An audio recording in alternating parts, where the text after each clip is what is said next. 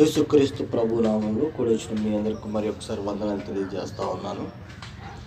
చదవబడిన వాక్యము యోహాను సువార్త 16వ అధ్యాయము 33వ వచనాన్ని బట్టి మనం కొన్ని విషయాలు మనం పరిశీలన చేద్దాం. ఈ వచనంలో ఏం రాయబడిందంటే యేసుక్రీస్తు ప్రభు వారు తెలియజేస్తూ ఉన్నారు. తన శిష్యులతో మాట్లాడుతున్న మాటలు అన్నమాట ఇవి. ఏమంటున్నాడంటే, నా యందు మీకు సమాధానము కలుగునట్లు ఈ మాటలు మీతో చెప్తున్నాను. నాతో మీరు సమాధాన పడినట్లు నేను మీకు కొన్ని విషయాలు తెలియజేస్తూ ఉన్నాను, మీరు నేర్చుకోండి అనేటువంటి విషయాన్ని చెప్తా ఉన్నాను. లోకములో మీకు శ్రమ కలుగును, లోకంలో మీకు శ్రమలు వస్తాయి. ఒక విషయం అయినను ధైర్యం తెచ్చుకోండి. లోకంలో మీకు శ్రమలు వస్తాయి, కానీ మీరు ఏం చేయాలంటే ధైర్యంగా ఉండండి. ఎందుకనంటే నేను లోకమును జయించి ఉన్నాను, నేను లోకాన్ని జయించి ఉన్నాను. మీరు నాతో సమాధానం పడాలంటే మీరు నేను చెప్పిన విషయాలన్నింటినీ కూడా చేయండి. మీకు శ్రమలు వస్తే కానీ భయపడొద్దు అనేటువంటి విషయాన్ని ఇక్కడ తెలియజేస్తాడు తన శిష్యులతో. అయితే ఇక్కడ గమనించినట్లయితే ఈ మాటల్లోంచి మనం నేర్చుకునిపోయేటువంటి అంశం ఏంటంటే లోకమును జయించుట. లోకమును జయించుట అంటే ఏంటంటే విశ్వాసభరితమైనటువంటి జీవితాన్ని మనం జీవించడం ద్వారా ప్రపంచంలో ఉన్నటువంటి పరిస్థితిని అధిగమిస్తాం. ప్రపంచం అంటే లోకమే కదా. ఈ లోకంలో ఉన్నటువంటి పరిస్థితులన్నింటినీ కూడా అధిగమించేదానికి మనం ప్రయత్నం చేయాలి. అంటే ప్రపంచంలో ఉన్నటువంటి ఏముంది, లోకంలో ఏముంది? లోకంలో పాపమే ఉంది. అంటే ఆ పాపాన్ని మనం జయించాలి. అదే యేసుక్రీస్తు ప్రభువారు అన్నారు అన్నమాట ఇక్కడ. నేను లోకమును జయించి ఉన్నానంటే ఏంటంటే దాని అర్థం నేను లోకంలో ఉన్నటువంటి పాపాన్ని జయించాను. పాపాన్ని జయించి ఏం చేశాడంటే ఆ పాపాన్ని కొట్టివేసాడు. కనుక అందుకని ఆయనలో బాప్తిస్మం పొందిన మనం కూడా మన పాపాలని ఆ శిలువ మరణం ద్వారా కొట్టివేయబడ్డాయి అన్నటువంటి విషయాలు లేఖనాలు ఎన్నో మనకి తేటతెల్లం అవుతూ ఉన్నాయి. అయితే ఈ వచనాలను బట్టి మనం ఏం నేర్చుకుంటామంటే ఈ రోజున మనము కూడా యేసుక్రీస్తు ప్రభు వారికి వలె లోకాన్ని జయించాలి. ఎందుకనంటే ఈయన లోకాన్ని జయించడానికే వచ్చాడు. ఆయన ఎందుకు సమాధానం పడాలంటే మనం కూడా ఈ లోకాన్ని జయించాల్సిన వారమై ఉన్నటువంటి విషయాన్ని జ్ఞాపకం చేస్తూ ఉన్నాడు. అపోస్తులైన పౌలు గారు ఈ విషయాన్ని దృఢపరుస్తూ చెప్తా ఉన్నాడు. ఆయన ఏమనంటే చూడండి, గలతీలకు రాసిన పత్రిక 1వ అధ్యాయము 4వ వచనము. యేసు తన మరణం ద్వారా లోకాన్ని గెలిచాడని అనుకుంటున్నాం కదా, దాన్ని కూడా పౌలు గారు ఇక్కడ తెలియజేస్తూ ఉన్నాడు. గలతీలకు రాసిన పత్రిక 1వ అధ్యాయము 4వ వచనం చూసినట్లయితే ఆయన అంటున్నాడు ఇక్కడ, మన తండ్రి అయిన దేవుని చిత్త ప్రకారము క్రీస్తు మనలను ప్రస్తుతపు దుష్టకాలంలో నుండి విమోచింపవలెనని మన పాపముల నిమిత్తము తన్ను తాను అప్పగించుకొనెను. గమనిస్తూ ఉన్నారా? ఆయన మన పాపాల నిమిత్తం ఆయన ఏం చేశాడంటే తనకు తానుగా అప్పగించుకుని శిలువ మరణం పొందుట ద్వారా మళ్ళీ ఆయన తిరిగి లేచుట ద్వారా ఆ పాపాన్ని అంతా కూడా ఆయన తీసివేసేసాడు, లోకాన్ని జయించాడు అనేటువంటి విషయాన్ని ఇక్కడ జ్ఞాపకం చేస్తూ ఉన్నాడు. అపోస్తులైన యోహాను కూడా అదే మాట తెలియజేస్తూ ఉన్నాడు. యోహాను రాసిన మొదటి పత్రిక 2వ అధ్యాయము 15 నుంచి 17 వచనాలు చదువుకున్నట్లయితే ఆయన లోకాన్ని గురించి తెలియజేస్తూ ఏమనంటున్నాడంటే, ఈ లోకమునైనను లోకములో ఉన్నవాటినైనను ప్రేమింపకుడి. ఎవడైనను లోకమును ప్రేమించిన యెడల తండ్రి ప్రేమ వానిలో ఉండదు. లోకములో ఉన్నదంతయు అనగా శరీరాశయు, నేత్రాశయు, జీవపు డంబమును తండ్రి వలన పుట్టినవి కావు, అవి లోక సంబంధమైనవి. లోకమును దాని ఆశయు గతించిపోవును గాని దేవుని చిత్తమును జరిగించేవాడు నిరంతరమును నిలుచును అనేటువంటి విషయాన్ని యోహాను తెలియజేస్తూ ఉన్నాడు. ఎందుకంటే లోకాన్ని ప్రేమించమాకండి. ఎందుకంటే లోకంలో ఉన్నదంతా కూడా ఏంటంట, శరీరాశ, నేత్రాశ, జీవపు డంబం. ఈ 3 విషయాలు తెలుసా? శరీరాశ అంటే మన శరీరానికి కావాల్సినటువంటి ప్రతి దాని మీద మనకి ఆశ. నేత్రాశ అంటే చూసిందల్లా కావాలనేటువంటిది ఆశ. జీవపు డంబం అంటే ఏంటంటే మన బ్రతుకుని గొప్పగా మాట్లాడుకుంటాం అన్నమాట. గొప్పగా ఊహించుకుని గొప్పగా బ్రతికేదానికి, అంటే నలుగురితో వీళ్ళు గొప్పవాళ్ళు అనిపించుకునేదానికి మనం ప్రయాసపడుతూ ఉంటాం. ఈ లోకంలో ఉన్నదంతా ఇదే. ప్రతి ఒక్కళ్ళు అదే కదా అనుకుంటారు. నాకు తనకు కావాల్సినవి కూడా మనిషికి ఆశలు సహజంగానే ఉంటాయి. కాకపోతే ఈ లోకంలో ఉన్నాయంతా కూడా అవే ఆశలు, అవి పాపానికి దారితీస్తాయి. కనుక మీరు ఈ లోకాన్ని ప్రేమించమాకండి అనేటువంటి విషయాన్ని ఇక్కడ జ్ఞాపకం చేస్తున్నారు అన్నమాట ఆయన. అందుకనే తండ్రి వలన పుట్టినవి కావు, ఇవి లోక సంబంధమైనవి. కాబట్టి మనం ఏం చేయాలంటే, లోకము దాని ఆశ గతించిపోతుంది. కాబట్టి మిమ్మల్ని ఏం చేయమంటున్నాడంటే, దేవుని చిత్తాన్ని జరిగించండి, మీరు నిరంతరం నిలుస్తారు. లోకము దాని ఆశ గతించిపోతాయి, కానీ దేవుని చిత్త ప్రకారం ఎవరైతే నడుచుకుంటారో, ఆయన మాటలకు లోబడి ఎవరైతే నిలుస్తారో వాళ్ళే ఖచ్చితంగా చివరి వరకు నిలవబడతారనేటువంటి విషయాన్ని ఇక్కడ యోహాను తెలియజేస్తూ ఉన్నాడు. అంటే బేసిక్గా మొత్తం అంతటికి కూడా మనం విషయాలు ఏం చేయాలంటే, ఈ లోకాన్ని జయించాలి. లోకం అంటే లోకంలో ఉన్నటువంటి పరిస్థితుల్ని, ప్రభావాలని, లోకంలో ఉన్నటువంటి స్థితిగతుల్ని, లోకంలో ఉన్నటువంటి పాపాన్ని కూడా మొత్తాన్ని కూడా ప్రతి క్రైస్తవుడు జయించి అధిగమించాల్సిన వారు ఉన్నారనేటువంటి విషయాన్ని మొదటగా మనం గ్రహించాలి. అంటే మనము కూడా క్రీస్తు ప్రభువారు ఎట్లాగైతే ఈ లోకాన్ని జయించాడో అని చెప్పాడో, మనల్ని కూడా ఈ లోకాన్ని జయించాలి అనేటువంటి విషయాన్ని ఆయన స్పష్టంగా తెలియజేస్తూ ఉన్నాను. అంటే మనం ఈ లోకాన్ని ఎలాగూ జయించగలం, ఎలాగూ అధిగమించగలం లోకంలో ఉన్నటువంటి స్థితిని అంటే, ఎట్లా అధిగమించాలో కొన్ని విషయాలు మనం నేర్చుకుందాం ఈ రోజున. ఎట్లా అధిగమించగలమంటే, ఎట్లా జయించగలమంటే ఈ లోకాన్ని మనం, దేవుడే మనకి జయించే శక్తిని అనుగ్రహిస్తాడు.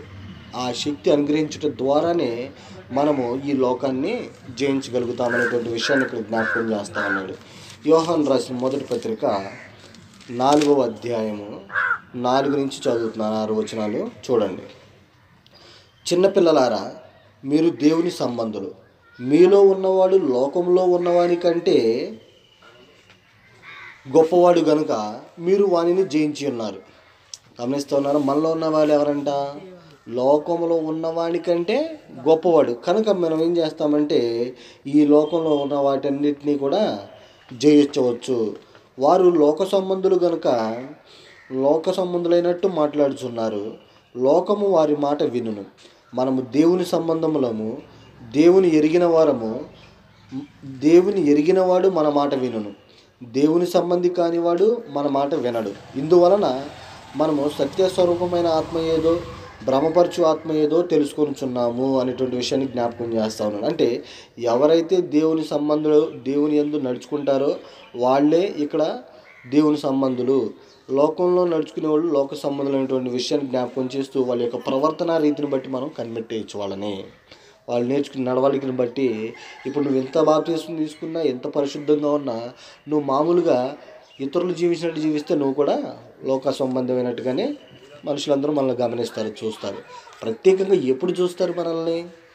లోక సంబంధులు బ్రతికినట్లుగా కాకుండా, నువ్వు ఏదైతే దేవుడు చెప్పాడో దేవుడు చెప్పిన దాని ప్రకారం నడుచుకుంటా ఉన్నప్పుడు ప్రత్యేకంగా కనబడతాం మనం మనుషులందరికీ కూడా. అలాంటి పరిస్థితులు ఉంటాయనేటువంటి విషయాన్ని మనం గ్రహించాలి. ఇది మనము ఈ దేవుడు అనుగ్రహించే శక్తి ద్వారానే లోకాన్ని చేస్తామంటే, ఆ శక్తి ఎలా అనుగ్రహించబడుతుందంటే దేవుని యొక్క మాట వలన మనకే ఆ శక్తి పొందుకునేటువంటి పరిస్థితులు ఉంటాయన్నమాట. చూడండి, రోమిలకు రాసిన పత్రిక 1వ అధ్యాయము 16వ వచనంలో పౌలు గారు అంటాడు. రోమిలకు రాసిన పత్రిక 1వ అధ్యాయము 16వ వచనంలో అంటున్నాడమ్మా, చూడండి. సువార్తను గూర్చి నేను సిగ్గుపడేవాడను కాను, ఎలయనగా నమ్ము ప్రతి వానికి, మొదట యూదునికి గ్రీసు దేశస్థునికి కూడా రక్షణ కలుగు చేయుటకు దేవుని శక్తి ఉంది. దేవుని శక్తి ఏంటంటే ఇక్కడ సువార్త అంటే దేవుని యొక్క మాట, దేవుని గురించినటువంటి ఆయన యొక్క మరణము, సమాధి, పునరుత్థానం, ఈ విషయాలన్నింటినీ నేర్చుకుని, ఈ విషయాలన్నింటినీ విని ఎవరైతే నడుచుకుంటారో వాళ్ళు రక్షణ కలిగేదానికి వాళ్ళకి ఆ మాట, ఆ సువార్తే శక్తి అనేటువంటి విషయాన్ని ఇక్కడ పౌలు గారు జ్ఞాపకం చేస్తూ ఉన్నాడు.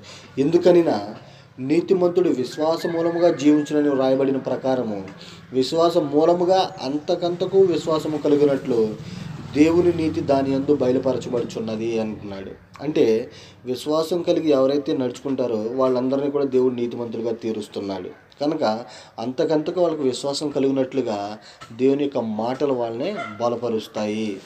ఇప్పుడు దేవుని యొక్క మాటలు మనం నేర్చుకుంటూ ఉంటాం, వింటూ ఉన్నాం అనుకోండి, అనేక సార్లు ప్రతి సందర్భంలో వింటూ ఉంటాం అనుకోండి, మనం ఎక్కువసేపు ఒకే విషయాన్ని వింటూ ఉన్నాం అనుకోండి, మనం చేసేది రైటో కాదో తిప్పేస్తుంది. ఇప్పుడు మీరు దొంగతనం చేయకూడదు చేయకూడదు చేయకూడదు చేయకూడదు అనేటువంటి విషయాన్ని మనకు ఎవరైనా చెప్తూ ఉన్నారనుకోండి, దొంగతనం చేసేదానికి మనం వెళ్తామా? ఎందుకు వెళ్ళాం? ఇప్పుడు 10 సార్లు మనం విన్నాం ఆ మాట, వెళ్ళకూడదు, చేయకూడదు, చేయకూడదు, చేయకూడదు అని చెప్పారు. కానీ అందుకు మనం ఏం చేయమన్నమాట. కనుక ఈ విషయాన్ని మనం ఏం చేస్తామంటే, ఆ దేవుని కూర్చున్నటువంటి యొక్క ఏదైతే ఆయన యొక్క జ్ఞానం ఉందో, రక్షణ కలగజేయడానికి ఏదైతే శక్తి ఉందో, అది మనల్ని ఏం చేస్తుందంటే విశ్వాసం అంతకంతకు పెంపొందించేటట్లుగా చేస్తుంది అనమాట, బలపరుస్తుంది అనమాట. ఆ విషయాన్ని మనం జ్ఞాపకం ఉంచుకోవాలి. అయితే హెబ్రీయులకు రాసిన పత్రికలో పౌలు గారు తెలియజేస్తాను, ఇంకొక మాట చదువుదాం.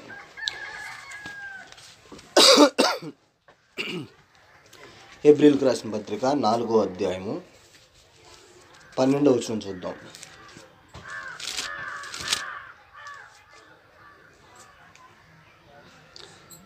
ఎందుకనగా దేవుని వాక్యము సజీవమై బలముగలదే, రెండంచులు గల ఎటువంటి ఖడ్గము కంటేనూ వాడిగా ఉండి ప్రాణాత్మలను కీళ్లను మూలుగను విభజించినంత మట్టుకు దూరుచు హృదయం యొక్క తలంపులను ఆలోచనలను శోధించుచున్నది. గమనిస్తూ ఉన్నారా? దీని గురించి ఏం చెప్తున్నాడు? ఆయన యొక్క వాక్యం ఎలాంటిదంట? రెండంచులు ఖడ్గం. ఖడ్గమే రెండంచులు ఉంటాయి దానికి. అంటే ఇటుపక్క ఒక ఖడ్గానికి ఒక పక్కే ఉంటుంది కదా పదును, రెండో పక్కన ఉండదు. కానీ దేవుని యొక్క వాక్యం ఏంటంటే 2 పక్కల పదును ఉండేటువంటిది అనమాట. అది ఎక్కడ వరకు వెళ్తుందంట? మూలిగా ఎక్కడ ఉంటుంది మనకి? కాళ్ళు ఎముకలో ఉంటుంది. అవును కదా? అంత లోన వరకు కూడా దూరుచు అదేం చేస్తాడంటే మనల్ని, మన ప్రాణాత్మను కీళ్ళను మూలుగు విభజించినట్టుకు దూర్చు హృదయములో ఉన్నటువంటి తలంపులు ఏవైతే ఉన్నాయో వాటన్నిటినీ కూడా శోధించేదానికి శక్తివంతమైంది అనేటువంటి విషయాన్ని ఇక్కడ దేవుని వాక్యం గురించి తెలియజేస్తున్నాడు. అంటే ఆయన యొక్క మాట అంత విలువైంది, మనల్ని విశ్వాసంలో అంతకంతకు పెంపొందించి చేస్తుంది. అదేంటంటే మన హృదయ యొక్క అంచుల్లోకి, తలంపుల అంచుల్లోకి వెళ్ళిపోయి దాన్ని ఏం చేస్తుందంటే మనల్ని సరిదిద్దేటట్లుగా శోధిస్తుంది అనమాట. నువ్వు ఇట్లా తప్పు చేస్తూ ఉన్నావు, నువ్వు ఇది చేస్తూ ఉన్నావు, దేవునికి వ్యతిరేకంగా నడుచుకుంటూ ఉన్నావు అనేది మనకు ఒక జ్ఞానాన్ని బయలుపరుస్తూ తెలియజేస్తూ ఉంటుంది. అందుకని అపోస్తలుడైన పౌలు తిమోతితో కూడా ఒక మాట అంటాడు చూడండి. తిమోతిని హెచ్చరిస్తూ ఉంటాడు ఈ విషయంలో. తిమోతికి రాసిన పత్రిక 2వ పత్రిక 3వ అధ్యాయము, తిమోతికి రాసిన 2వ పత్రిక 3వ అధ్యాయము 16-17 వచనాలు చూసినట్లయితే, దైవజనుడు సన్నద్ధుడై ప్రతి కార్యమునకు పూర్ణముగా సిద్ధపడి ఉండినట్లు దైవావేశము వలన కలిగిన ప్రతి లేఖనము, దేవుని ద్వారా కలిగిన ప్రతి లేఖనం అంటే ఏం చేస్తుందంటే ఉపదేశించుటకును, ఖండించుటకును, తప్పు దిద్దుటకును, నీతి యందు శిక్ష చేయుటకును ప్రయోజనకరమై ఉన్నది. పౌలు గారు తిమోతితో అంటా ఉన్నాడు ఏమని? దైవజనుడు సన్నద్ధుడై ప్రతి సత్కార్యానికి పూర్ణంగా సిద్ధపడి ఉండాలి. ఆయన చేసే ప్రతి పనికి సంపూర్ణంగా పనిచేయాలి. తర్వాత దైవావేశం వల్ల కలిగిన ప్రతి లేఖనము ఏదైతే దేవుని ద్వారా, ప్రతి లేఖనము దేవుని ద్వారా కలిగిన లేఖనం ఏదైతే ఉందో ఆ లేఖనం ఏం చేస్తుందంటే మనల్ని ఏం చేస్తుంది అంటున్నాడు ఇక్కడ? ఉపదేశించడానికి, ఖండించడానికి, తప్పు దిద్దడానికి, నీతి యందు శిక్ష చేయడానికి, అంటే నీతిమంతులుగా తయారు చేసేదానికి, అంటే మనకి శిక్షకుడు లాగా, మనకి అది ఒక పుస్తకం లాగా, గైడ్ లాగా మనకేం చేస్తుందంటే బలపరుస్తుంది. అట్లా మనల్ని ఒక ప్రయోజనకరమైనటువంటి స్థితిలోకి తీసుకెళ్తుంది. ఏది? దేవుని యొక్క వాక్యము. దేవుని యొక్క వాక్యం ద్వారా మనం ఏం చేస్తున్నామంటే ఇప్పుడు ఈ లోకాన్ని జయించే ప్రయత్నం చేస్తూ ఉంటాం. ఆ వాక్యం ఇప్పుడు మన హృదయంలో ఉన్నటువంటి తలంపుల్ని పరిశోధిస్తూ నువ్వు ఏం చేస్తున్నావు, తప్పు చేస్తూ ఉన్నావు, రైట్ చేస్తూ ఉన్నావు మనకి ఎప్పటికప్పుడు గుర్తు చేసి, గద్దించి, హెచ్చరించి మనల్ని క్రమశిక్షణలో పెట్టే ప్రయత్నం చేస్తూ ఉంటుంది దేవుని యొక్క మాటలు. అప్పుడు ఏం చేస్తాం? ఆటోమేటిక్గా మనం తప్పు చేసేదానికి ప్రయత్నం చేస్తామా? చెయ్యం. తప్పు చేయకపోతే ఏం జరుగుద్ది? పాపం జరగదు. పాపం జరగకపోతే ఆటోమేటిక్గా మనం లోకాన్ని జయించినట్టే అనేటువంటి విషయాన్ని గ్రహించుకోవాలి. రెండో విషయం ఏంటంటే లోకాన్ని జయించడానికి ఉపయోగపడేది ఫస్ట్ది ఏమనుకున్నాం? దేవుని యొక్క శక్తి. ఆయన మాట్లాడే మాట ద్వారా మనం లోకాన్ని జయిస్తాం. ఆయన యొక్క విషయాన్ని మన సువార్త ద్వారా ఏదైతే విశ్వాసం ఉన్నామో ఆ విశ్వాసం పెంపొందుట ద్వారా, ఆయన యొక్క వాక్యం మన హృదయాల్ని శోధించడం ద్వారా, అది ఏదైతే ఆ వాక్యం ఉందో మనకి బుద్ధి చెప్పి సరిచేసి తప్పు దిద్దడానికి, మనల్ని నీతిలో నడిపించేదానికి చేసే ప్రయత్నం ద్వారా మనల్ని లోకాన్ని జయిస్తాం. రెండో విషయం ఏంటంటే మనకున్నటువంటి విశ్వాసము విజయం ఇస్తుంది. ఆ విశ్వాసం ద్వారా మనం లోకాన్ని జయిస్తాము. చూడండి, ఆ మాట కూడా చదువుకుందాం. ఇక్కడ యోహాను రాసిన మొదటి పత్రిక 5వ అధ్యాయము, యోహాను రాసిన మొదటి పత్రిక 5వ అధ్యాయము 4 నుంచి 5 వచనాలు చదువుకుందాం. యోహాను రాసిన మొదటి పత్రిక 5వ అధ్యాయము 4-5 వచనాలు చదువుకున్నట్లయితే, దేవుని మూలముగా పుట్టిన వారందరూ లోకమును జయించుదురు. ఒక మాట, దేవుని మూలంగా పుట్టిన వారందరూ లోకాన్ని జయిస్తారంటే దేవుడు లోకాన్ని జయించాడు కాబట్టి, మనం ఆయన ద్వారా పుట్టాం కాబట్టి మనం కూడా లోకాన్ని జయిస్తాం. లోకమును జయించిన విజయము మన విశ్వాసమే. ఆ మాట ఇక్కడ ఉందన్నమాట. అంటే యేసు దేవుని కుమారుడని నమ్మువాడు తప్ప లోకమును జయించేవాడు మరి ఎవడు? మనందరం నమ్మాం కదా, యేసుక్రీస్తు ప్రభువారు ఎవరిని నమ్మాం మనం? దేవుని కుమారుడు. మనం ఒప్పుకోలు ఇచ్చాం. అప్పుడు నువ్వు దేవుని కుమారుడు అని మేము ఒప్పుకున్నాము, మా పాపాల కోసం నువ్వు మరణించేవని మేము తెలుసుకున్నాము అనేటువంటి విషయాన్ని మనం తేటతెల్లంగా ఒప్పుకుని మనం బాప్తిస్మం తీసుకున్నాం. కనుక మనం ఇప్పుడు ఏమయ్యాం? దేవుని సంబంధులమై. మనం దేవుని సంబంధం అవడానికి కారణం ఏంటి? ఇక్కడ విశ్వాసము. ఆ విశ్వాసం ఉంచడం ద్వారా ఈయన యేసుక్రీస్తు ప్రభువారు దేవుని కుమారుడని మనం నమ్మటం ద్వారా మనకి నీతిమంతులుగా అయిన దానికి ఆ విశ్వాసం అనేది కారణమైంది. అందుకని ఇక్కడ ఆ మాట అంటున్నాడు అనమాట. ఏమని? దేవుని మూలముగా పుట్టిన వారందరూ అంటే ఇక్కడ 4 వేసిన దాని అర్థం ఏంటంటే పుట్టినదంతయు లోకము జయించును అన్నాడు. పుట్టినదంతయు, దేవుని ద్వారా పుట్టిన వారందరూ కూడా లోకాన్ని జయిస్తారనేటువంటి విషయాన్ని ఇక్కడ జ్ఞాపకం చేస్తూ ఉన్నారు. అంటే పుట్టడం అంటే ఏంటి, దేవుని యందు పుట్టడం అంటే ఏంటి అనేటువంటి విషయాన్ని మనం గ్రహిస్తే, యోహాను సువార్త 3వ అధ్యాయంలో యేసుక్రీస్తు ప్రభువారు తెలియజేస్తూ ఉన్నారు ఒక మాట. చూడండి, ఒక ప్రధాన యాజకుడికి చెప్తా ఉన్నాడు అన్నమాట ఈ మాటలు. 3వ అధ్యాయము 3 నుంచి 5 వచనాలు చదువుకుందాము. అందుకు యేసు అతనితో, ఒక అతనితో చెప్తా ఉన్నాడు, ప్రధాన యాజకుడు అనమాట అతను. అందుకు యేసు అతనితో, ఒకడు క్రొత్తగా జన్మించితేనే కానీ అతడు దేవుని రాజ్యమును చూడలేడని మీతో నిశ్చయముగా చెప్పుచున్నాను నేను. అందుకు నికోదేము అనేటువంటి శాస్త్రి అక్కడ ఉన్నటువంటి ఆయన పరిచయుడు ఏమంటున్నాడంటే, ముసలివాడైన మనుషుడు ఎలాగూ జన్మింపగలడు? రెండవ మారు తల్లి గర్భమందు ప్రవేశింపి జన్మింపగలడా అని ఆయన అడగగా, యేసు ఇట్లని, ఒకడు నీటి మూలముగాను ఆత్మ మూలముగాను జన్మించితేనే కానీ దేవుని రాజ్యంలో ప్రవేశింపలేడని నీతో నిశ్చయంగా చెప్పుచున్నాను. ఇది క్రొత్తగా జన్మించడం అంటే ఏంటంటే మళ్ళీ తల్లి గర్భం నుంచి పుట్టడం అని కాదు. నీటి ద్వారాను ఆత్మ ద్వారాను ఏం చేయాలంటే వాడు జన్మించాలి.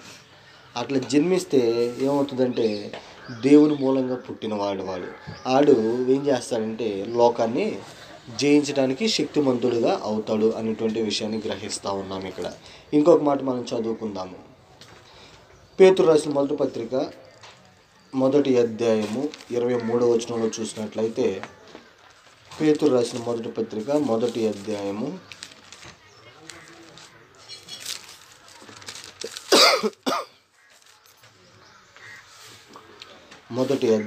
23వ వచనం చదువుతున్నాను. మీరు అక్షయ బీజము నుండి కాక, అక్షయ బీజం అంటే అక్షయము అంటే, ఇంకో మాట చదువుతాను. మీరు క్షయ బీజము నుండి కాక శాశ్వతమగు జీవము గల దేవుని వాక్యము మూలముగా అక్షయ బీజము నుండి పుట్టింపబడిన వారు కనుక నిష్కపటమైన సహోదర ప్రేమ కలుగునట్లు మీరు సత్యమునకు విధేయులవుట చేత మీ మనసులను పవిత్రపరుచుకుని వారై ఉండి ఒకరినొకడు హృదయపూర్వకముగాను మిక్కటముగాను ప్రేమించుడి. ఏంటంటే క్షయ బీజము నుండి కాక, క్షయమైపోయే బీజం అంటే క్షయమైపోయేటువంటి పరిస్థితులు ఉన్నటువంటిది. బీజం అంటే విత్తనం అంటే దేవుని వాక్యము. క్షయమైందంటే పాడైపోయేటువంటి వాక్యం ద్వారా కాదు మీరు పొందింది. ఎలాగంటే అక్షయమైనటువంటి బీజము అంటే శాశ్వతమగు జీవము గల దేవుని వాక్యము మూలముగా అక్షయ బీజము నుండి పుట్టింపబడిన వారు గనుక, అక్షయమైనటువంటి నశించడానికి కూడా అవకాశం లేనటువంటి స్థిరమైనటువంటి వాక్యం ద్వారా మీరు పుట్టారు. కాబట్టి మీరు ఏం చేయమంటున్నారంటే ఇక్కడ ముఖ్యంగా వాళ్ళని, మీరు సత్యమునకు విధేయులవుట చేత మీ మనసులను పవిత్రపరుచుకుని వారై ఉండి ఒకరినొకడు హృదయపూర్వకముగాను మిక్కటముగాను ప్రేమించాలి. పరిశుద్ధులందరినీ కూడా ఖచ్చితంగా ఒకరిని ఒకరు మిక్కటంగా ప్రేమించుకోమని ఇదే మాట అనేక మంది చెప్పారు, అనేక సందర్భాల్లో రాశారు. సహోదరుల్ని ఒకడిని ఒకడు తనకంటే గొప్పవాడిగా ఎంచమన్నాడు. నాకంటే ప్రకాష్ రావు గారు గొప్పవాళ్ళని నేను అనాలి, ప్రకాష్ రావు గారు నాకంటే ప్రసాద్ గారు గొప్పవాళ్ళని ఆయన అనాలి. అట్లా ఒకరినొకరు ఏం చేయాలంటే తనకంటే యోగ్యుడని ఎంచి వాళ్ళని గణపరచాలి, అలా ప్రేమించాలి. ఇప్పుడు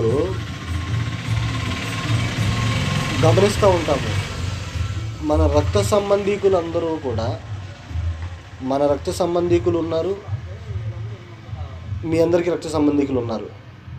సపోజ్ ఒక ఉదాహరణకి తెలియజేస్తా ఉన్నా. ఇప్పుడే అంతం వచ్చి అంతా క్లోజ్ అయిపోయింది అనుకోండి, మన రక్త సంబంధికులు మన వెనకాల వస్తారా? నీతో పాటు ఉన్న నీ సంఘ సభ్యులు నీ వెనకాల వస్తారా? ఎవరు వస్తారు? సంఘ సభ్యులు వస్తారు. అంటే ఇప్పుడు దాకా నీతో బ్రతికిన నీ పిల్లలు కానీ నీ తల్లిదండ్రులు కానీ ఏరి వాళ్ళు ఇంపార్టెంటా? అప్పుడు వీళ్ళు ముఖ్యమైన వాళ్ళ? గమనించండి, ఎవరు నీతో పాటు ఎవరితో పాటు వెళ్తున్నారు? అర్థమైంది అనుకుంటున్నాను నేను మీకు చెప్పిన మాట. స్వకీయుల కన్నా, సొంత రక్త సంబంధికుల కన్నా పరిశుద్ధుల యొక్క సహవాసమే గొప్పది. ఎందుకంటే వాళ్ళే చివరి వరకు నిలబడేది, ఒకరినొకరు చూసుకునేది కూడా వాళ్ళే. విశ్వాసం లేని వాళ్ళు, పరిశుద్ధపరచబడిన వారు, నీకు ఎంత రక్త సంబంధి అయినా, నా సొంత భార్య అయినా సరే రక్షింపబడకపోతే తను నేను మళ్ళీ చూసుకునేటువంటి పరిస్థితులు ఉండవు. కనుక ఈ విషయంలో మనం ఏం చేయాలంటే, అందుకని ఈ మాట చెప్తున్నాడు ఆయన, మిక్కటముగా ప్రేమించండి. మిక్కటము అంటే ఏంటి? ఎక్కువగా, సొంత బిడ్డల కన్నా ఎక్కువగా ప్రేమించాలన్నమాట పరిశుద్ధుల్ని. అట్లా ఉంటేనే దేవుని యొక్క ప్రేమ మనం బయలుపరిచినట్టు. అసలు ముక్కు మొహం తెలియని మన కోసమే కదా ఆయన చనిపోయింది వచ్చి, అవునా కదా? అసలు ఆయన మన పాపాల నిమిత్తం చనిపోవాల్సిన అవసరం ఏంటి? కానీ ఆయన ఏం చేశాడంటే, ఆయనకున్నటువంటి ప్రేమ వెల్లడి చేశాడు, మన పట్ల బయలుపరిచాడు. తను ప్రాణం పెట్టడం ద్వారా మనల్ని ప్రేమించి ఏం చేశాడంటే మనల్ని మళ్ళీ నూతనంగా పుట్టించాడు అన్నమాట. కనుక మనం ఏం చేయాలంటే ఈ విషయంలో ఈ మిక్కటమైన ప్రేమ సహోదరుల మధ్య ఉంటే ఏ విధమైనటువంటి నాడు వచ్చిన కొరింథీ సంఘంలో వచ్చిన చూసారా గొడవలు, అట్లాంటి గొడవలు ఉండవు. ముందు అసలు సహోదరుల మధ్య ప్రేమ ఉంటే అట్లాంటి గొడవలు ఉండవు. అట్లాంటి గొడవలు లేకపోతే ఏమవుతుంది? పరిశుద్ధంగా బ్రతుకుతాము, పాపం చేసేదానికి అవకాశం ఉండదు. ఇప్పుడు ఒకరినొకరు ద్వేషించుకుంటాం, ఒకరినొకరు తిట్టుకుంటా ఉన్నాం అనుకోండి, అది ఎంతవరకు కరెక్ట్? ఇప్పుడు దేవుడు అదిగదిగా మనం చెప్పింది, నీ శత్రువులను కూడా నువ్వు ప్రేమించమన్నాడు, అవునా కదా? అలాంటప్పుడు మనం ఎంత అన్యోన్యంగా, ఎంత ఐక్యత కలిగి నడుచుకోవాలి అనేటువంటి విషయాన్ని మనం జ్ఞాపకం చేసుకోవాలని మీకు కూడా తెలియజేస్తూ ఉన్నాను. ఇంకొక విషయం చూసినట్లయితే ఇక్కడే మూడో వచనం చూద్దాం. 1వ అధ్యాయం 3వ వచనం చూసినట్లయితే 3-4 వచనం కలిసి ఉన్నాయి. మన ప్రభువుకు యేసుక్రీస్తు తండ్రి అయిన దేవుడు స్తుతింపబడును గాక. మృతులలో నుండి యేసుక్రీస్తు తిరుగు లేచుట వలన జీవముతో కూడిన నిరీక్షణ మనకు కలుగునట్లు, అనగా అక్షయమైనదియు నిర్మలమైనదియు వాడబారనదియునైన స్వాస్థ్యము మనకు కలుగునట్లు ఆయన తన విశేష కనికరము చొప్పున మనలను మరలా జన్మింపజేశాడు. మరలా జన్మింపజేయటువంటి దాని గురించి ఏం చెప్తున్నాడు ఇక్కడ పేతురు గారు? మనము ఏం చేయాలంటే అక్షయమైనది, నిర్మలమైనది, వాడబారనదినైన స్వాస్థ్యాన్ని పొందుకోవాలని ఆయన ఏం చేశాడంటే మన కోసం విశ్వాసం ద్వారా మనం ఏం చేసామంటే రక్షణ పొందాము. కాబట్టి ఇక్కడ ఏమంటున్నాడంటే ఆయన తన విశేష కనికరము చొప్పున మనలను మరలా జన్మింపచేశాను అనేటువంటి విషయాన్ని కనుక జ్ఞాపకం చేస్తానన్నాడు. ఈ విషయం మనం జ్ఞాపకం ఉంచుకోవాల్సిన పరిస్థితులు ఉన్నాయి వాళ్ళన. ఎందుకు మనం రక్షించబడ్డాం, ఎందుకు మనం ప్రత్యేకింపబడ్డామంటే ఏదైతే పాడవకుండా, ఏదైతే చెడిపోకుండా ఉందో దాన్ని పొందుకునేదానికి మనం రక్షించబడ్డామనేటువంటి విషయాన్ని కూడా ఇక్కడ గ్రహించాల్సిన వారమై ఉన్నాం. ఇంకొక మాట చూసినట్లయితే ఇక్కడే 21వ వచనం చూసినట్లయితే ఇక్కడ అంటున్నాడు, ఆయన జగత్తు పునాది వేయబడక మునిపే నియమింపబడిన కానీ తను మృతుల్లో నుండి లేపి తనకు మహిమనిచ్చిన దేవుని ఎడల తన ద్వారా విశ్వాసులైన మీ నిమిత్తము కడవరి కాలంలో ఆయన ప్రత్యక్షపరచబడెను. కాగా మీ విశ్వాసమును నిరీక్షణయు దేవుని యందు ఉంచబడి ఉన్నవి. ఏదైతే మనం ఆయన యందు విశ్వాసం కలిగి నిరీక్షణతో బ్రతుకుతూ ఉన్నామో ఆ విశ్వాసము ఆ నిరీక్షణ మనల్ని పెంపొందింపజేస్తాయి. ఇందులో ఈ అపరాధాలు చేసే దానిలో మనం పాల్పంపులు పొందకుండా మనల్ని ఏం చేస్తాయి? జ్ఞానయుక్తంగా విశ్వాసం ద్వారా మనల్ని నడిపించేదానికి ప్రయత్నం చేస్తాయి. కాబట్టి మనం ఏం చేస్తామంటే లోకాన్ని జయిస్తాం. కనుక మన విశ్వాసమే మనల్ని లోకాన్ని జయించడానికి కారణం అంటే ఎట్లాగూ చూడండి. ఆ మాట ఒకసారి పేతురుని అడుగుతాడు యేసుక్రీస్తు ప్రభువారు. ఏమని? నేను ఎవరనుకుంటున్నారు అని అడుగుతున్నాడు ఆయన శిష్యుల్ని. మనుషులందరూ వస్తున్నారు కదా నా దగ్గరికి, నా బోధలు వింటున్నారు కదా, అందరూ ఏమనుకుంటున్నారు, మీరైతే ఏమనుకుంటున్నారు అని అడిగారు. అప్పుడు అన్నాడమ్మ టక్కమని పేతురు గారు ఒక మాట. చూడండి, మత్తయి సువార్త 16వ అధ్యాయము 15-16 వచనాలు అంటాడు ఆయన. యేసుక్రీస్తు ప్రభువారు అంటారు ముందు 15 వచనం. అందుకైనా మీరైతే నేను ఎవడని చెప్పుకొనుచున్నారని వారిని అడిగాడు. శిష్యుల్ని అడిగితే అప్పుడు అంటున్నాడు అన్నమాట పేతురు. అందుకు సీమోను పేతురు, నీవు సజీవుడగు దేవుని కుమారుడైన క్రీస్తు అని చెప్పాను.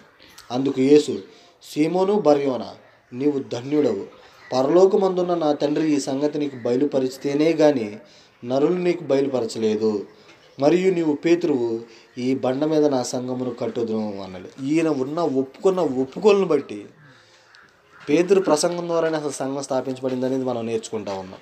అవును కదా? ఆ రోజున యెరూషలేములో పెంతెకొస్తు పండుగ దినాన పేతురే కదా మాట్లాడింది. అక్కడ 17 దేశాల నుంచి వచ్చిన మనుషులతో పేతురు గారు మాట్లాడాడు. ఆయన ద్వారా అనమాట ఈ మాట నెరవేరింది అక్కడే. ఏమని? మరియు నీవు పేతురు అంటే బండ. పేతురు అనే మాటకి ఇక్కడ ఏంటంటే అర్థము రాయి అని అర్థం అనమాట. రాయి. బండ ఎవరు? క్రీస్తే. వేయబడినది తప్ప వేరొక పునాది లేదు. ఆ బండ క్రీస్తే అనేటువంటి ఒక విషయాన్ని మనం గ్రహించాలి. అంటే ఇక్కడ ఈ రాయి మీద కడతానంటే పేతురు చెప్పిన వాక్యం ద్వారా కడతానని, పాతాళంలో ఒక ద్వారంలో దాని ఎదుట నిలవనేరవని నీతో చెప్పుచున్నాను. పరలోకపు రాజ్యపు యొక్క తాళపు చెవులు నీకు ఇస్తాను అంటే దాని అర్థం ఏంటంటే నువ్వు కింద ఇక్కడ ఏది బంధిస్తే అక్కడ అది బంధింపబడుతుంది, నువ్వు ఇక్కడ ఏది విడిచిపెడితే అక్కడ విడిచిపెడుతుంది అనేటువంటి అధికారాన్ని ఇచ్చాడు. ఈయన యొక్క సువార్త ద్వారా ఎవరైతే రక్షణ పొందారో వాళ్ళని సంఘంగా చేర్చబడ్డారు. మిగతా 17 దేశాల మందిలో ఉన్నటువంటి మనుషులందరూ కూడా విడిచిపెట్టబడ్డారు. గమనించండి, ఎవరైతే బంధించబడారో వాళ్ళని తండ్రి అక్కడ బంధిస్తాడు అంటే వాళ్ళని కాపుదలు దయచేస్తాడు అనేటువంటి విషయాన్ని గ్రహిస్తాను. ఎంత విశ్వాసం ఆయనకి దాని వల్ల వచ్చింది. ఏ మాట వల్ల వచ్చింది? నేను ఎవరనుకుంటున్నారంటే ఆయన ఏమన్నాడు? నువ్వు సజీవుడకు దేవుని కుమారుడు ఆయన క్రీస్తు అన్నాడు. అది ఆ విషయం ఆయనకి ఎలా బయలుపరిచిందంటే నీకు మనుషులు ఎవరో చెప్పలేదయ్యా, నా తండ్రి చెప్పడం వల్లే నీకు తెలిసింది అని తన యొక్క విశ్వాసాన్ని ఇక్కడ గమనిస్తూ ఉన్నట్లుగా మనం చూస్తూ ఉన్నాం.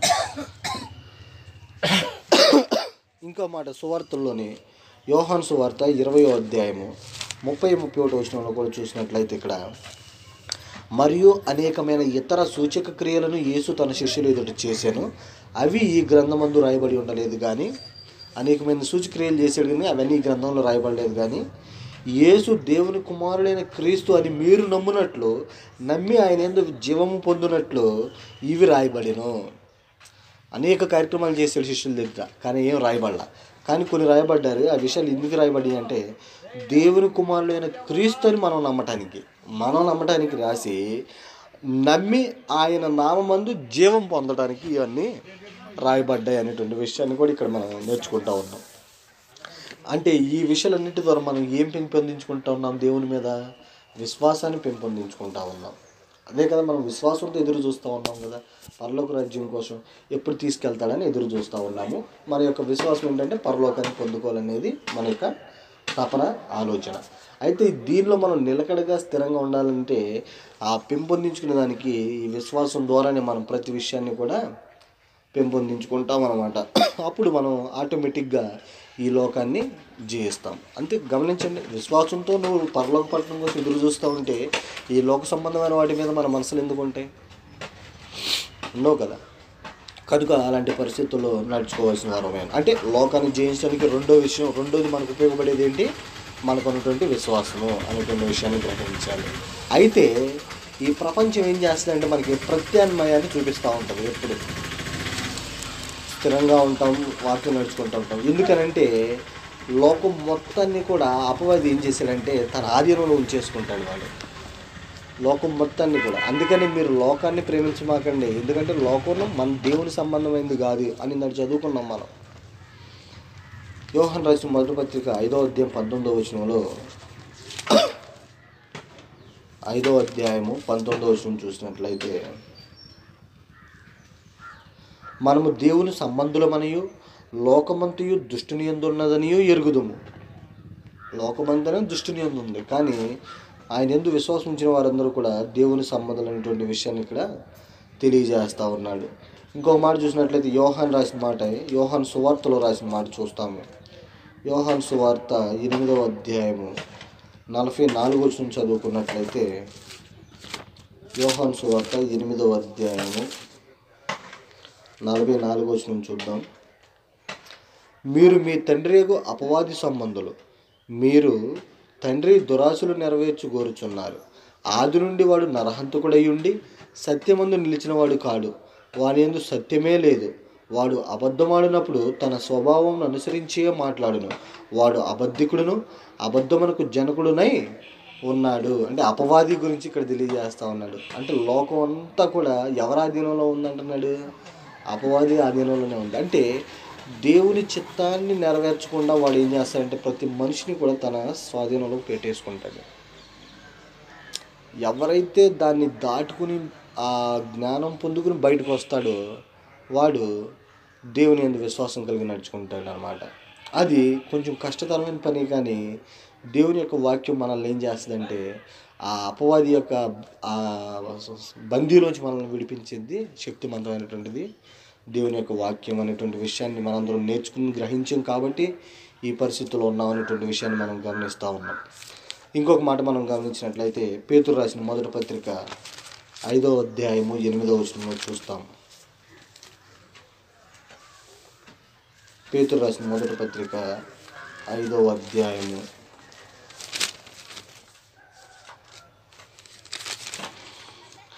8వ వచనం చూసినట్లయితే అపవాది గురించి చూడండి.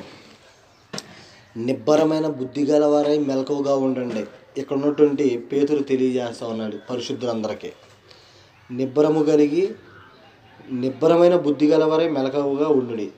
మీ విరోధి అయిన అపవాది గర్జించు సింహము వలె ఎవరిని మృంగుదునా అని వెతుకుచూ తిరుగులాడుచున్నాడు. గమనిస్తూ ఉన్నారమ్మా? ఏం చేస్తూ ఉన్నాడంటే వాడు ఎవరిని మింగుదామా, ఎవరిని పడేద్దామా, ఎట్లాగూ వాళ్ళని దేవుని దగ్గర నుంచి దూరం చేసేద్దామా అని అసలు అదే పని అపవాదికి. ఆడ ఆ పని కోసం ఎదురు చూస్తూ ఉంటాడు. ఇప్పుడు మనకు సమస్యలు వచ్చినాయి అంటే దేన్ని బట్టి వస్తుంది? అపవాది క్రియేట్ చేస్తాడు. అలా దేన్ని బట్టి అంటే మనలో ఉన్న బలహీనతను బట్టి వాడు ఏం చేస్తాడంటే మనల్ని వాడేసుకుంటాడు. అర్థమవుతూ ఉందా? అంత ప్రమాదం అనమాట ఆడు. అందుకని చూడండి ఇక్కడ అంటున్నాడు, ఎవరిని మింగుదామా అని గర్జించు సింహం వల్ల వెతుకుతూ తిరుగుతూ ఉంటాడంట వాడు. ఎవరు ఎట్టున్నారు అని కనిపెట్టుకుంటా ఎక్కడ కొంచెం బలహీనత ఉంటే సార్ అక్కడ పట్టేసుకుంటాడు, వాళ్ళని అనగదొక్కేసే ప్రయత్నం చేస్తాడనేటువంటి విషయాన్ని మనం ఇప్పుడు జాగ్రత్తగా గ్రహించాలి. ఇంకొక మాట చూస్తే కొరింథీయులకు రాసిన 2వ పత్రిక 11వ అధ్యాయం 14వ వచనంలో, కొరింథీయులకు రాసిన 2వ పత్రిక 11వ అధ్యాయము 14వ వచనం చూసినట్లయితే, ఇది ఆశ్చర్యము కాదు, సాతాను తానే వెలుగుదూత వేషము ధరించుకొనుచున్నాడు గనుక వారి పరిచారకులను నీతి పరిచారకుల వేషం ధరించుట గొప్ప సంగతి కాదు, వారి క్రియలు చొప్పున వారికి అంతం కలుగుద్ది. కానీ ఇక్కడ ఏంటంటే వాళ్ళు ఏం చేస్తున్నారంట, సాతాను ఏం ఆశ్చర్యపడవసరంలా మీరు, సాతాను తానే వెలుగుదూత వేషం వేసుకుని నడుచుకుంటా ఉన్నాడు. అంటే మనం మోసపుచ్చేదానికి వాడు ఏం చేస్తాడంటే వెలుగుదూత వలె, దేవుని యొక్క దూతల వలె వాడు వచ్చి ఏం చేస్తాడంటే మనకే ఉచిత సలహాలు ఇస్తాడు, మనల్ని పాపంలో పడేసేదానికి ప్రయత్నం చేస్తా ఆడి ప్రయత్నాలు ఆడి చేస్తాడు. మన ప్రయత్నాలు మనం ఆడి చేస్తున్నాం, దేవుని దగ్గర ఉండి పాపం జోలికి వెళ్ళకుండా ఎట్ట బ్రతుకుదామని మన ప్రయత్నం చేస్తున్నాము, ఎట్ట పడేయాలి అని వాడి ప్రయత్నం వాడు చేస్తూ ఉంటాడు. మన పట్ల ఎప్పుడు తిరుగుతూనే ఉంటాడు, మన చుట్టూ గమనిస్తూనే ఉంటాడు అనమాట. గమనించండి, అది పరిస్థితులు అట్లా ఉంటాయి అనేటువంటి విషయాన్ని మీరు గ్రహించాలి. ఒకవేళ కనుక మనం జాగ్రత్తగా లేకపోయామా వాడు ఏం చేస్తాడు, మనల్ని ప్రమాదంలో పడేసేస్తాడు ఖచ్చితంగా. మనల్ని చూడండి, ఆ మాట చూస్తాం. పేతురు రాసిన 2వ పత్రిక 2వ అధ్యాయము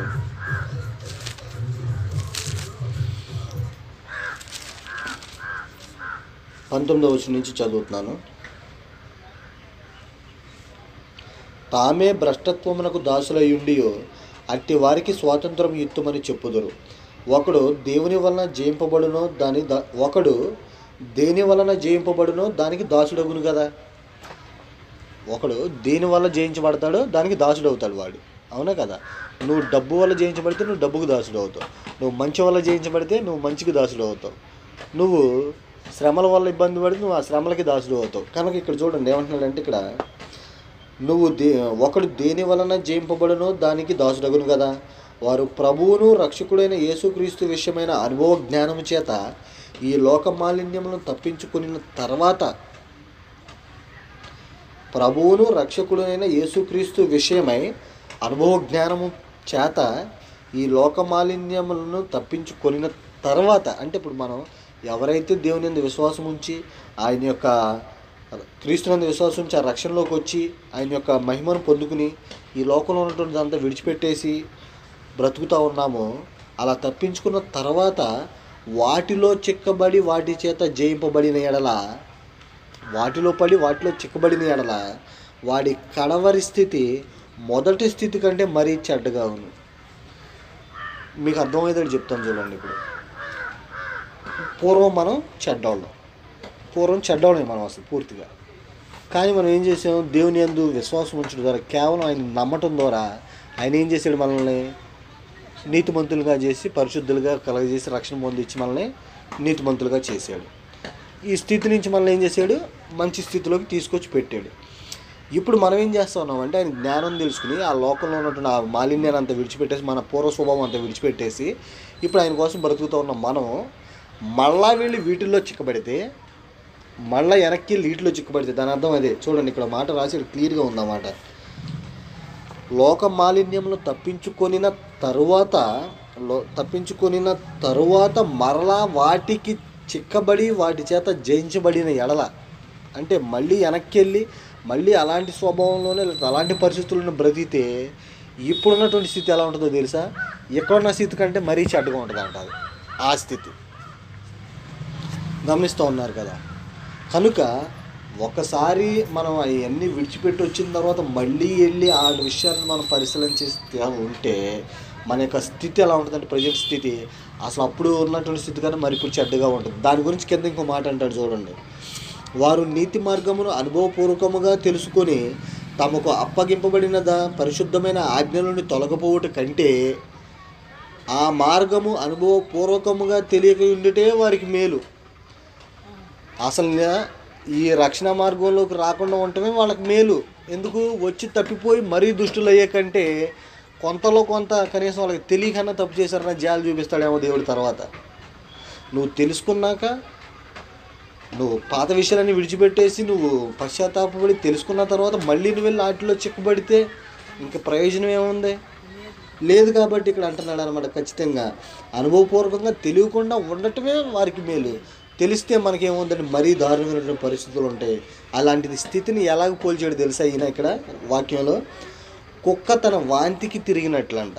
కుక్క తినది కక్కుద్దిగా, కక్కినా మళ్ళీ అదే తింటుంది. అది అంత తర్వాత కుక్క అనమాట. అది తర్వాత కడుగబడిన పంది బురదలో దుర్రుటకు మళ్ళినట్టు, అంటే శుభ్రంగా పందిని తీసుకొచ్చి కడుగుతారు, మళ్ళీ దానిలో బురదలో పడుకుంటుంది. అలాంటి నిజమైన సామ్యత చొప్పున వారికి సంభవిస్తుంది. అంటే వీడేం చేస్తాడంటే, అపవాది ఎవరిని మిరుగుదామా అని గర్జించే సమూహాలు వెతుకుతా తిరుగుతూ ఉంటాడు, ఎవరిని పాడు చేసేద్దామా అని తిరుగుతూ ఉంటాడు. ఒకవేళ వాడి యొక్క కుయుక్తులు మనం కనిపెట్టి జయించకుండా ఉన్నామంటే వాడు మనల్ని జయించేస్తాడు. ఎట్టగా జయించేసి ఏం చేస్తాడు, మనల్ని దేవునికి దూరస్తులుగా చేసేసి మనల్ని ఏం చేస్తాడంటే నరకంలోకి తీసుకెళ్ళిపోయేదానికి, ఆ లోకంలో తీసుకెళ్ళిపోయేదానికి వాడు ప్రయత్నం చేస్తాడు. కనుక ఖచ్చితంగా మనం ఏం చేయాలంటే, ఈ లోకంలో ఉన్నటువంటి ప్రతి పరిస్థితిని కూడా మనం జయించడానికి ధైర్యంగా ఉండాలి. మనకి అలాంటి ధైర్యం కావాలంటే ఏంటంటే, జయించే వారికి కలగబోయేటువంటి పరిస్థితులు కానీ, జయించితే కలిగేటువంటి పరిస్థితులు కానీ మనం నేర్చుకుంటే మనకి ప్రేరణ కలుగుతాయి. ఏమని, ఈ లోకాన్ని జయించాలి, లోకంలో ఉన్నదంతా విడిచిపెట్టాలని. ఆ విషయాన్ని కూడా మనం చదువుకుని ముగించేస్తాము. యేసుక్రీస్తు ప్రభువారు తెలియజేస్తున్న మాటలు ఇక్కడ చూసినట్లయితే, యోహాను ప్రకటన గ్రంథం రాశాడు కదా, ఆ ప్రకటన గ్రంథంలో కొన్ని మాటలు చదువుకున్నాం చూడండి. ఈ మాటలన్నీ కూడా మనకి ఇన్స్పిరేషన్ అనమాట, అంటే ప్రేరణ కలగజేస్తాయి. ఈ లోకంలో ఉన్న దాన్ని ఆశించకుండా లోకాన్ని జయించేటట్లుగా మనల్ని చేస్తాయి అన్నమాట. చూసినట్లయితే పేతురు రాసిన ప్రకటన గ్రంథము 2వ అధ్యాయం 7వ వచనం చూసినట్లయితే,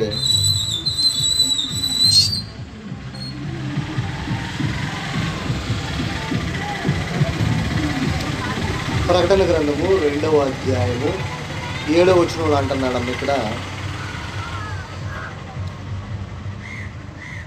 చెవిగలవాడు ఆత్మ సంగములతో చెప్పుచున్న మాట వినుగాక. చెవిగలవాడు ఆత్మ సంగములతో చెప్పిన మాట వినుగాక. జయించువానికి దేవుని పరదేశంలో ఉన్న జీవవృక్ష ఫలములు భుజింపనిస్తాను. ఒకటి, జయించిన వాడికి ఏం చేస్తాడంట? పరదేశంలో ఉన్న జీవవృక్ష ఫలముల్ని తినేదానికి అవకాశం ఇస్తాడు. ఈ మాటలు చెవిగలవాడు వినుగాక. చెవిగలవాడు వినుగాక అంటే ఏంటంటే, ఆయన మాటలకు విధేయులగిన వాళ్ళు తెలుసుకుంటారు. చెవులంటే ఆయన యొక్క మాటకు విని లోబడిన వాడే కదా, వినబడని వాడికి ఉండదు.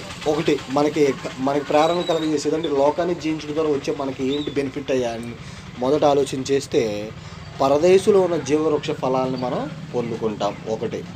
రెండో విషయం ఏంటంటే, ఇక్కడే 2వ అధ్యాయం 11వ వచనం చూసినట్లయితే, సంగములతో ఆత్మ చెప్పుచున్న మాట చెవుగలవాడు వినుగాక. జయించువాడు 2వ మరణం వల్ల ఏ హానియూ చెందడు. 2వ మరణం అంటే ఏంటి?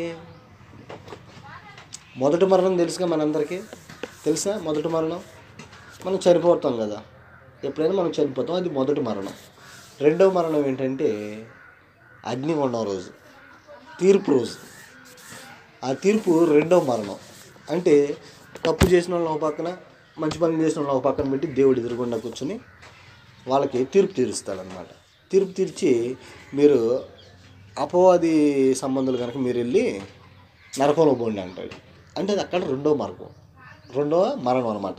కానీ ఇక్కడేమంటుందంటే, లేఖనం ఏం చెప్తుందంటే, జయించువాడు 2వ మరణము వలన ఏ హానియూ చెందడు. ఆ ప్రమాదం, ఆ భయం మనకి ఉండదు. ఒకటే, మనం ఇక్కడ చచ్చిపోతాం, పరదేశంలోకి వెళ్తాం, అక్కడ ఉంటాం. నువ్వు చేసిన నీతి కార్యాలను బట్టి డైరెక్ట్గా పరలోకానికి వెళ్ళేటువంటి పరిస్థితులు ఉంటాయి. ఇది ఒకటి బెనిఫిట్ మనకి. ఈ అవకాశం ఉంది అనేటువంటి ఒక గ్రహింపు మనకుంటే లోకాన్ని జయించేదానికి మనం ప్రయత్నం చేస్తాం. ఇంకోటి ఏంటంటే, ఇక్కడ 3వ అధ్యాయం 5వ వచనంలో, జయించువాడు అలాగున తెల్లని వస్త్రములు ధరించుకొనును, జీవగ్రంథంలో నుండి అతని పేరు ఎంత మాత్రమును తుడిచిపెట్టక నా తండ్రి ఎదుటను ఆయన దూతల ఎదుటను అతని పేరు ఒప్పుకొందును. యేసుక్రీస్తు ప్రభువు అంటున్నాను అనమాట. జయించేవాడికి ఒకటి ఏంటంటే, ఇందాకడ పరదేశంలో పాలుపంపులు పొందేదానికి అవకాశం ఇస్తాడు. రెండో విషయం, మరణంలో పాలుపంపులు పొందే పరిస్థితులు వాళ్ళకు ఉండవు, ఏ భయం ఉండదు.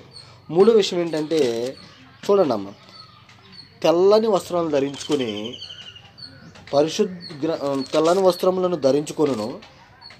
ఒకటి, చక్కగా నీట్గా ఉంటాము. తర్వాత ఏంటంటే, అతని పేరు ఎంత మాత్రము తుడిచిపెట్టదు. జీవగ్రంథంలో మన పేరు తుడిచిపెట్టకుండా ఆయన అంటాడు, యేసుక్రీస్తు ప్రభు వారు ఏం చేస్తాడంటే, తండ్రి ఎదుట దూతల ఎదుట నీ పేరు చెప్తాడు, ఒప్పుకుంటాడు ఆయన. వీళ్ళు నా పిల్లలే, నా సొత్తే, నాలాగానే బ్రతికారు వీళ్ళు అనేటువంటి విషయాన్ని ఎప్పుడు ఒప్పుకుంటాడు? ఎప్పుడు ఒప్పుకుంటాడు? ఇప్పుడు లోకాన్ని జయించినప్పుడు ఒప్పుకుంటాడు. ఇంకొక మాట చూద్దాం. 21వ వచనంలో చూసినట్లయితే 3వ అధ్యాయం 21లో, నేను జయించి నా తండ్రితో కూడా ఆయన సింహాసనం నందు కూర్చుండి ఉన్న ప్రకారం, ఆయన జయించాడు లోకాన్ని, జయించి తిరిగి లేచి ఏం చేశాడు? ఆయన వెళ్ళి తండ్రి కుడిపాసాన్ని కూర్చొని ఉన్నాడు కదా, ఆ మాట ఇప్పుడు గుర్తు చేస్తా అంటున్నాడు. నేను జయించి నా తండ్రితో కూడా ఆయన సింహాసనం నందు కూర్చుండి ఉన్న ప్రకారము జయించు వాణిని నాతో కూడా నా సింహాసనం నందు కూర్చుండనిచ్చేదను. ఏం చేస్తాడంటే, ఆయన జయించేవాడిని ఆయనతో పాటు కూర్చోబెట్టుకుంటాడు. నా సింహాసనం నందు, నాతో కూడా నా సింహాసనం నందు కూర్చుండబెట్టుకుంటాను. అంత బాధ్యత పొందుకోవటం అంటే అసలు ఎంత అదృష్టమైన సంగతి ఒకసారి ఆలోచన చేయండి అమ్మా. ఇంకొక మాట, 21వ అధ్యాయం 7వ వచనం చదువుకుని మనం ముగించేసుకుందాం. 21వ అధ్యాయం 7వ వచనంలో చూసినట్లయితే, జయించువాడు వీటిని స్వతంత్రించుకొనును, నేను అతనికి దేవుడినై ఉండును, అతడు నాకు కుమారుడినై ఉండును. జయించేవాడికి ఏంటంట? ఆయన తండ్రి మన కుమారును.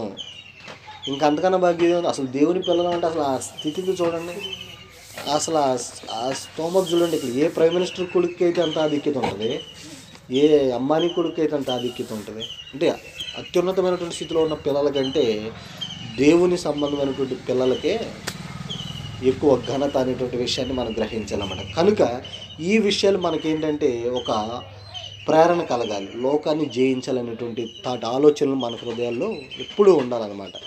జయించిన వాడికి ఏం చేస్తానంటున్నాడు ఆయన? పరదేశంలో పాలు పంపులు పొందుతానంటున్నాడు. రెండో మరణం పాలు పంపులు పొందరు మీరు అంటున్నాడు. మిమ్మల్ని తండ్రి ఎదురు ఒప్పుకుంటా మీరు నా పిల్లలని. ఇంత ఆశీర్వాదకరమైనటువంటి పరిస్థితులు మన ముందు ఉన్నాయి కాబట్టి మనం ఏం చేయాలంటే ఎప్పుడు కూడా లోకాన్ని జయించేదానికే ప్రయత్నం చేయాలన్నమాట. ఈ అత్యాధునికమైనటువంటి ఆశీర్వాదాలు ఏవైతే ఉన్నాయో, ముందు మనం చదివిన ఆశీర్వాదాలు, అవన్నీ మనం కోరుకుంటున్నామా లేదా? కోరుకుంటున్నాం. రెండోది, ప్రపంచంలో ఉన్న దుర్మార్గాలంతా కూడా ద్వేషిస్తున్నామా లేదా అనేటువంటి విషయాన్ని మనం ప్రశ్నలు వేసుకోవాలి, కొన్ని ప్రశ్నలు. తర్వాత నమ్మకమైన జీవన విధానం ద్వారా విజయం సాధిస్తామనే కోరిక ఉందా లేదనేది కూడా పరీక్షించుకోవాల్సినటువంటి పరిస్థితులు ఉన్నాయన్నమాట. కనుక మనం ఏం చేస్తామంటే ఎప్పుడూ కూడా దేవుడిని గురించి శక్తి ద్వారా ఆయన ఏదైతే ఆయన పట్ల మనం విశ్వాసం ఉంచుకున్నామో ఆ విశ్వాసాన్ని పెంపొందించుకునే ద్వారా ఈ లోకంలో ఉన్నటువంటి విషయాలు మనం పరిత్యజించి వాటిని విడిచిపెట్టినప్పుడు మనం ఏం చేస్తామంటే ఖచ్చితంగా లోకాన్ని జయిస్తాము.